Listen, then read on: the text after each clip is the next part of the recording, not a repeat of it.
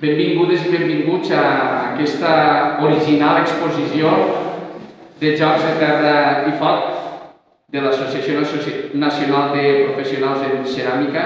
Y además en esta exposición en la que el tema es el joc, ¿no? Pero de la mà de l'Associació Nacional de Professionals de la Ceràmica, amb seu a Manises, amb uns 200 associats, dels quals hi haurà així mig centenar que han portat aquestes 44 peces. I el joc és algo que transcendeix les barreres socials, culturals, geogràfiques i forma part de les nostres vides i així estem compartint amb vosaltres.